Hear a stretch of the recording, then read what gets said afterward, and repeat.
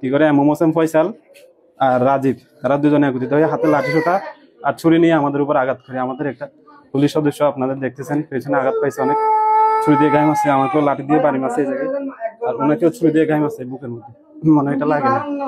আর তার ভাই এম হোসেন ফয়সাল আর তার পিতা ফারুক, এই তিনজনের বিরুদ্ধে মহিলার অভিযোগ ছিল।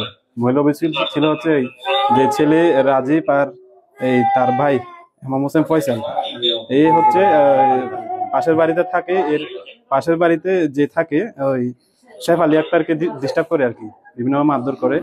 পরে থানায় অভিযোগ দিলে এই অভিযোগের ভিত্তিতে আমরা থানায় যাই, অভিযোগের ভিত্তিতে তাদের বাড়িতে যাই।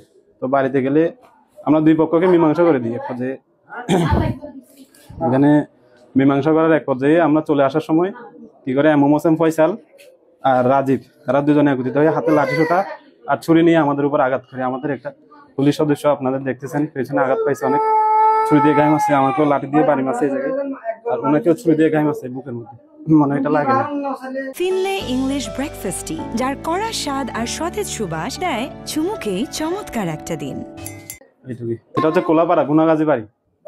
অভিযোগটা ছিল হচ্ছে আপনার যে ঘরে থাকে ওই ঘরে তারা যে নেশা করে রাজীব আর ফয়সাল, তারা দুইজনেই তার যে মহিলা শেফ আলী আক্তারের গায়ে হাত তুলে এবং তার উপর আঘাত করে।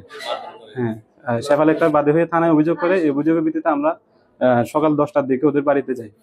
তো বাড়িতে গেলে আমরা দুনো পক্ষকে মীমাংসা করে দিয়ে এক পর্যায়ে দুনো পক্ষকে সাইড করে দিয়ে আসি, যাতে কোনো ধরনের তারা আর কোনো ধরনের ভেজাল না করে। তো আমরা আসার এক পর্যায়ে কি করে রাজীব আর এম হোসেন ফয়সাল দুইজনে হাতে গাছ আর লাঠি সোটা নিয়ে আর হাতে চাকু নিয়ে আমাদের উপর উদগ্রীব হয় আর কি মারার জন্য। তাদের বাবা এবং তারা তিনজনে মিলে আমাদের হাত থেকে অস্ত্র ছিনতাইয়ের চেষ্টা করে, তিনজনে।